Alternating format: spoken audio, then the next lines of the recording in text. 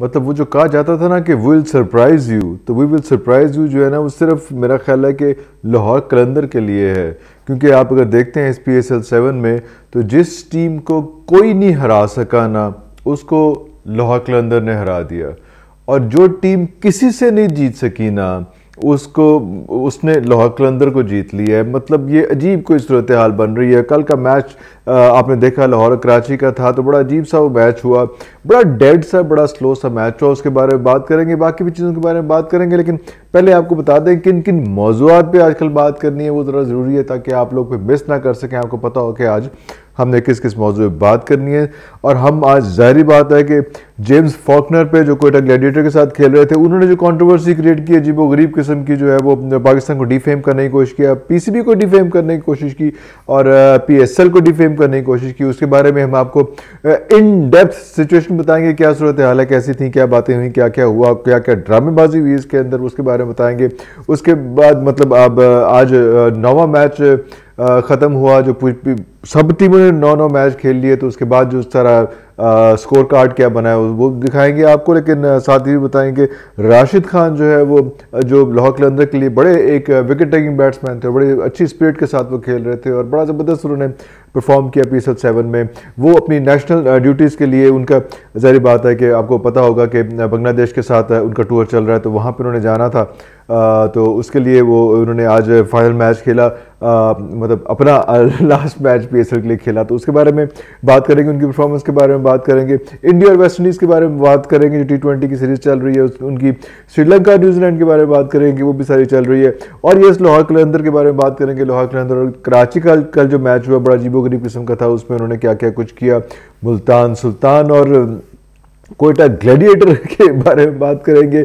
और यस, हम जो आज मैच अभी थोड़ी देर पहले ख़त्म हुआ है जो इस्लामाबाद यूनाइटेड का हुआ है और लाहौर कलंदर का हुआ है, उसके बारे में बात करेंगे, क्या सूरत हाल बनी थी। लेकिन कहाँ से शुरू करें, मेरा ख्याल है बात शुरू करते हैं जेम्स फॉकनर की, तो थोड़ी देर बाद में बात करेंगे। लेकिन पहले हम राशिद खान के बारे में बात करते हैं कि राशिद खान ने जो है वो हमेशा से कंट्रीब्यूट किया और बड़े अच्छे तरीके से खेलते रहे और बड़ा अच्छा कंट्रीब्यूशन रहा है हमेशा उसको। अभी कल भी जो मैच उनका हुआ था कराची किंग्स के साथ, वो जो कुछ भी टूटा फूटा सा मैच था, कराची किंग्स से हम लोग हार भी गए, लेकिन सूरत हाल क्या बनी वो राशिद खान ने उसमें 4 विकेटें ली और इस तरह से बड़ी हैवी कंट्रीब्यूशन थी। और मैं कहला इस मैच में भी और इससे पिछले मैच में भी आपने देखा था कि जो बाबर आजम को राशिद खान ने ही जो है वो उसको आउट किया, तो बड़ा अच्छा कंट्रीब्यूशन रहा, बड़े अच्छे तरीके से उनको इस बार गुड बाय किया गया और उनका इंटरव्यू भी किया गया और बड़ा अच्छा वो ब्रिज बना के हाथों का जो है प्लेयर्स ने, लाहौर कलंदर ने उनको सी ऑफ किया इस टूर्नामेंट से, PSL 7 के टूर्नामेंट से। और हम ये भी देख रहे थे कि शाहीन शाह अफरीदी खास तौर पे उनके बारे में बात करना चाहूँगा यहाँ पे कि कितने अच्छे वो कैप्टन साबित हुए वहाँ पे, कि कितने अच्छे तरीके से उन्होंने देखा, उनके चेहरे पे मेच्योरिटी आ गई है, वो शराफत आ गई, वो छोटी सी जो चुनी सी आंखों के साथ वो हंसते थे वो क्यूट लगता है और सारा कुछ उन्होंने कितनी मेच्योरिटी के साथ ग्राउंड में सबको अपने साथ लेके चले हैं। और वो पता चलता है जब इकट्ठे खड़े होते हैं कि भाई ये आदमी जो है कैप्टन होगा, इतनी मेच्योर उनकी लुक आ गई, बड़ा अच्छी बात हो गई है। इनके बारे में बात करते रहेंगे बाद में आगे भी, लेकिन अभी हम इंडिया वेस्ट इंडीज़ के बारे में बात कर लें कि आज जो उनका मैच हुआ है बड़ा ज़बरदस्त T20 मैच था। उसमें इंडिया ने 186 स्कोर बनाया 5 विकेटों के नुकसान पे, लेकिन 178 स्कोर सिर्फ कर सका वेस्ट इंडीज़ और हार गया। बड़ा बैड लक था उनका, बहुत करीब आ चुके हुए थे, उम्मीद थी, लग रहा था कि भाई ये तो जीत जाएंगे, लेकिन नहीं, इनसे ना हो पाएगा वेस्ट इंडीज़ वालों से, उसी किस्म की सूरत हाल हुई। श्रीलंका और न्यूजीलैंड का भी आज मैच था जिसमें श्रीलंका जो है वो उसने 139 स्कोर किया था 8 विकेटों के नुकसान पे, लेकिन उन्होंने न्यूजीलैंड ने जो है 143 स्कोर कर लिया 4 विकेटों के नुकसान पे 18.1 ओवरों में, तो वो भी जो है वो बहुत बड़ा आराम से क्लीन स्वीप किस्म का हो गया। लेकिन इंडिया और वेस्ट इंडीज़ का मैच थोड़ा सा फंस गया था, लग रहा था कि थोड़ी प्रॉब्लम क्रिएट हो जाएगी। हम आ जाते हैं कल जो दोनों मैचेस हुए PSL के, उन पर ब्रीफ सा फिर ओवरव्यू करके फिर उसके बाद आगे चलते हैं। और वो ओवरव्यू इस किस्म का है कि पहला जो मुल्तान सुल्तान का 2 मैच हुए ना, कैप्टन मुल्तान सुल्तान का हुआ और उसके साथ कोयटा ग्लैडिएटर्स थे। तो मुल्तान सुल्तान तो जनाब सुल्तान चल रहे हैं, उनको तो कोई देयर इज नो स्टॉपिंग, किस तरह से कितने मज़े से चल रहे हैं। और उन्होंने कल बड़ा हैवी किस्म का किया, बड़े अच्छे उनके प्लेयर्स ने, सब ने जो है वो रिजवान ने भी और सब ने बड़े अच्छा कंट्रीब्यूट किया उसमें 70 80 80 80 80 स्कोर किए, किसी 70 स्कोर कर रहा है, कोई 50 स्कोर कर रहा है। कोयटा ग्लैडिएटर्स का बिल्कुल लिफ्ट नहीं कराई, और यहाँ तक सूरत हाल बनी कि 245 पीएसएल का एवर हाईएस्ट स्कोर, 245 फॉर 3 सिर्फ एवर हाईएस्ट स्कोर कर लिया।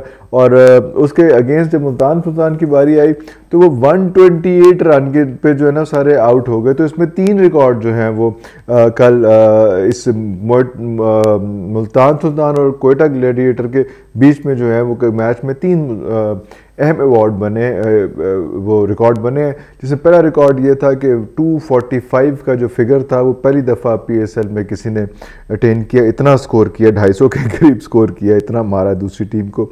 एक तो ये रिकॉर्ड था। दूसरा रिकॉर्ड ये था कि 25 जो है वो एक्स्ट्रा के रन्स कोयटा ग्लैडिएटर्स ने दिए हैं। ये भी एक रिकॉर्ड है कि 25 रन कभी किसी टीम ने एक्स्ट्रा के नहीं दिए, वो भी एक रिकॉर्ड था। और तीसरा रिकॉर्ड ज़ाहिर बात ये बना कि जब कोयटा ग्लैडिएटर्स 128 रन पे आउट हो गई तो डिफरेंस था 45 और 128, 117 रन के डिफरेंस से कभी कोई टीम नहीं जीती। तो ये भी एक तीसरा रिकॉर्ड था। बड़ा एक्साइटिंग सूरत हाल हुई इसमें, और ज़ाहिर बात है मुल्तान सुल्तान को देयर इज़ नो स्टॉपिंग को जितने अच्छे तरीके से जा रहा है। कोयटा ग्लैडिएटर बेचारा अंडरडॉग बन गया, और वो सरफराज जो है वो बहुत डिप्रेशन मोड में जा रहे हैं।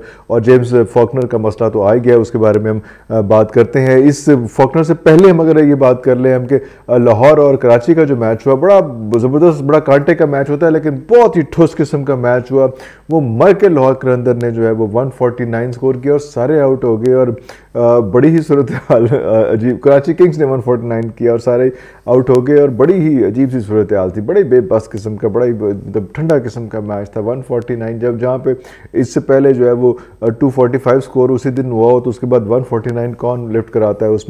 उसमें ज़मान खान ने जो है 2 विकेट ली, और ज़ाहिर बात है आपने आपको पहले भी बताया कि राशिद खान ने भी, ज़मान खान ने 4 विकेट ली और राशिद खान ने भी जो है वो 4 विकेट ली। और इसके अलावा हम आपको ये बता चलें कि जब लाहौर की बारी आई तो लाहौर में सिर्फ 127 रन फॉर 9 वो स्कोर नहीं पूरा कर सके, वो भी अजीब सूरत हाल हुई, मतलब वो 149 नहीं कर सके। तो बड़ा ही अजीब, बड़ा फजूल था, बड़ा ठंडा सा मैच, वो लगा कि खुद हाथ से जो है हमने दे दिया। जैसे मैंने आपको पहले बताया कि कराची किंग्स वो वाली टीम थी जो किसी से नहीं जीत सकी, तो वो तो मतलब लाहौर कलंदर से जीत गई। अजीब, व्हाट इज़ दिस बिहेवियर, अजीब सी सूरत हाल हुई। मीर हमज़ा ने वैसे 4 विकेटें ली, तो hats off to Mir Hamza जो कराची किंग्स को की तरफ से बॉल करा रहे थे। अब आते हैं जनाब हम जेम्स फॉकनर के ऊपर। जेम्स फॉकनर की सूरत हाल ये है कि उनको पहले भी रिकॉर्ड रहा है। वो 2014 में वेस्ट इंडीज़ के ने जब वर्ल्ड कप जीता था तो उस वक्त भी वो उन्होंने काफ़ी बैड माउथिंग की थी और बड़ी अजीब सी बातें की थी उसके बारे में, तो उनको ब्लैक लिस्ट भी किया गया था, उनको गुस्सा खुशा निकाला गया था जो हमें पता चला उसमें। लेकिन अभी उन्होंने ये कहा कि जनाब ट्वीट किया उसमें जो 2 हिस्सों में मुश्तमिल है, और उन्होंने फैन से और सबसे माजरत किया कि जनाब पैसे मैं नहीं दे रहे पीसीबी और जो फ्रेंचाइज है कोयटा ग्लैडिएटर जिसकी वजह से मैं वापस जा रहा हूँ, मैं पैसे मांग रहा हूँ, पैसे नहीं दे रहे, तो इसलिए मैं वापस जा रहा हूँ। और मैं फी वेरी सॉरी, मैंने बहुत कंट्रीब्यूट किया पाकिस्तान की टीम को और यहाँ पे पाकिस्तान की क्रिकेट को ज़रा रिवाइव करने के लिए, लेकिन ये सिलसिला नहीं बन सका, तो मैं वेरी हैवी हार्ट में जो है वापस जा रहा हूँ, मैं नहीं करूँगा उसमें। लेकिन पीसीबी का उस पर वर्जन बड़ा स्ट्रॉन्ग किस्म का है। पीसीबी ने कहा कि भाईजान ऐसी कोई बात नहीं है, ऐसा कोई चक्कर नहीं है, ऐसा कोई तरीका नहीं है।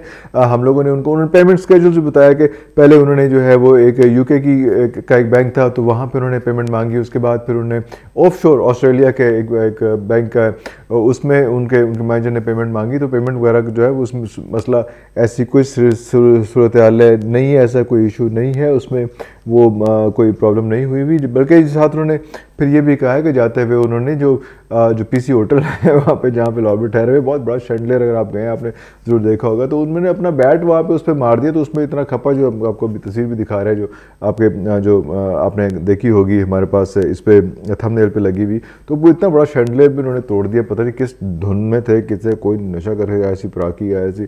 फिर उसके बाद वो मसला भी आया, फिर उसके बाद जब वो इमिग्रेशन के लिए पहुँचे वहाँ पर फ्लाई करके वापस जा रहे थे तो इमिग्रेशन पर भी मसला आया। ये अजीब किस्म की सूरत हाल चल रही थी। फिर ये भी इल्ज़ाम लगा कि शायद भारत में बीसीसीआई के लिए या ये आईपीएल जो है वो खेलने के लिए जा रहे हैं, क्या सूरत हाल बन रही है इसके ऊपर हम अपनी राय भी महफूज रखते हैं, देख लेंगे क्या सूरत हाल हो जाएगी।